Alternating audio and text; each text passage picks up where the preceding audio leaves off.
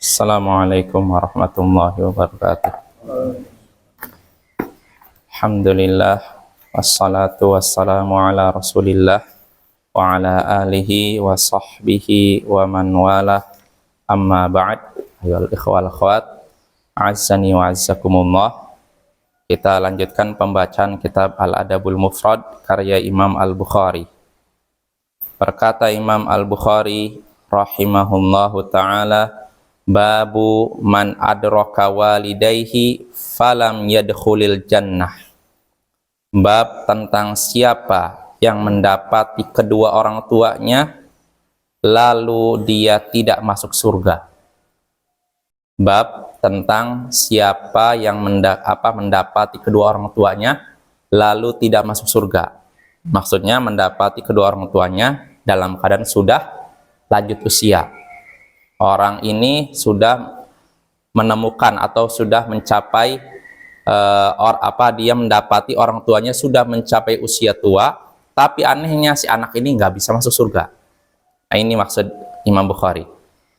Berkata Imam Al-Bukhari rahimahullahu ta'ala, haddatsana Khalid bin Makhlad qal haddatsana Sulaiman bin Bilal qal haddatsana Suhail an abihi an Abi Hurairah radhiyallahu anhu anin Nabi sallallahu alaihi wasallam qal raghima anfuh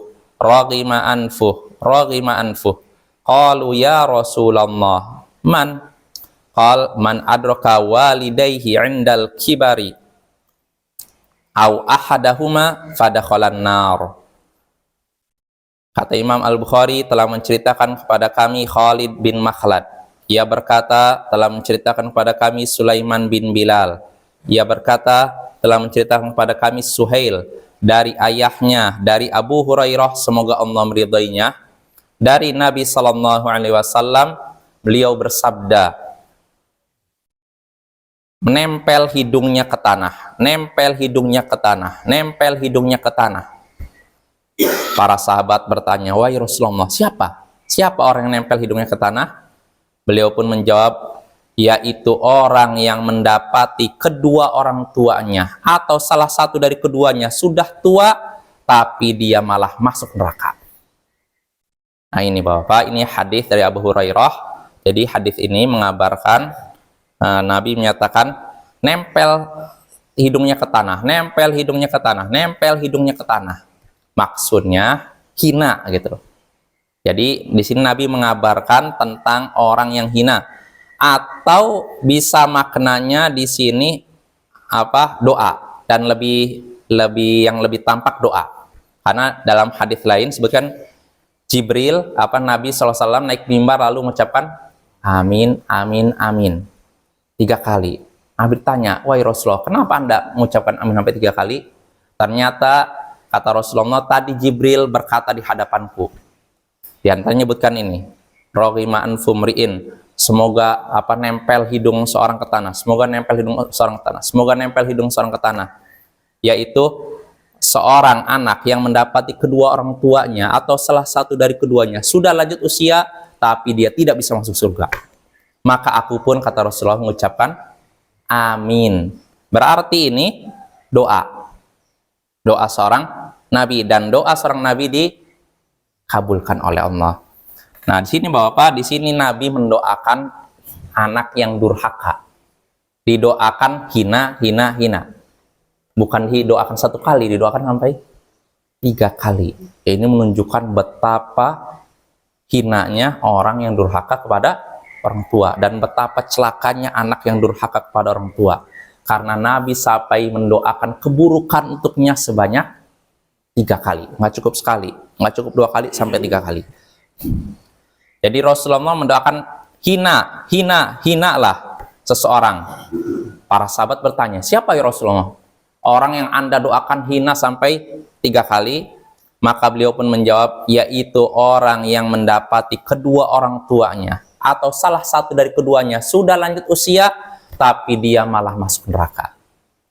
Artinya Bapak, usia masa tua orang tua, masa senja orang tua ini adalah waktu emas bagi anak untuk berbakti. Kalau seorang anak bisa berbakti kepada orang tuanya ketika orang tuanya sudah lanjut usia, maka dia bisa masuk surga. Kalau dia bisa berbakti kepada kedua orang tuanya ketika orang tuanya sudah lanjut usia, maka si anak bisa masuk surga. Tapi kalau dia melalaikan kewajibannya itu, berarti sebaliknya dia masuk mana? Neraka. Maka Bapak, mari kita jaga hak orang tua kita yang sudah lanjut usia, ya.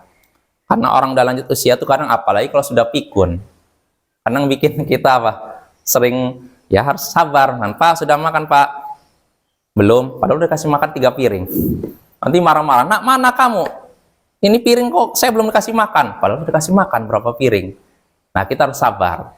Kadang Bapak, kalau orang tua sudah pikun, atau nggak pikun, nggak mesti pikun, mendekati pikun, kadang bertanya sesuatu sampai berulang-ulang.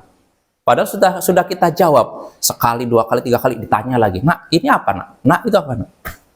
Nah, kewajiban anak harus sabar. Jangan sampai dia emosi. Karena bisa jadi si anak pun ketika masih kecil bertanya kepada orang tua dengan pertanyaan yang berulang-ulang. Tapi orang tua sabar kan? Iya nak, itu tuh burung nak. Pak, itu apa pak? Itu burung nak. Terus aja jawab gitu. Nah, kalau orang tua sabar menghadapi anaknya yang bertanya terus-menerus, maka kita pun sebagai anak harus bersabar kalau orang tua bertanya kepada kita terus-menerus, ya. Atau yang sering, biasanya kalau orang tua udah lanjut usia, cerita berulang-ulang. Dia belum pikun, tapi sering. Sekarang cerita, nanti berapa hari lagi cerita. Ceritanya sama. Nah, sikap kita kalau menghadapi orang tua begini, ya sabar dengarkan. Seolah-olah kita baru dengar sekali. Padahal sudah dengar ribuan kali, gitu Bapak. Nah, itu salah satu bakti anak kepada orang tua, ya, yaitu menghargai orang tua, berbakti kepada orang tua, memuliakan orang tua, terutama di usia tua mereka, karena itu waktu emas paling berharga. Kalau kita bisa manfaatkan waktu tersebut, kita bisa masuk surga. Tapi kalau kita sia-siakan waktu tersebut, kita terancam masuk neraka. Kita mohon kepada Allah agar diberikan kemampuan untuk berbakti kepada kedua orang tua. Wassallallahu ala nabiyyina Muhammadin wa ala alihi wa sahbihi ajma'in. Wa akhiru da'wana anil hamdulillahi rabbil alamin. Assalamualaikum warahmatullahi wabarakatuh.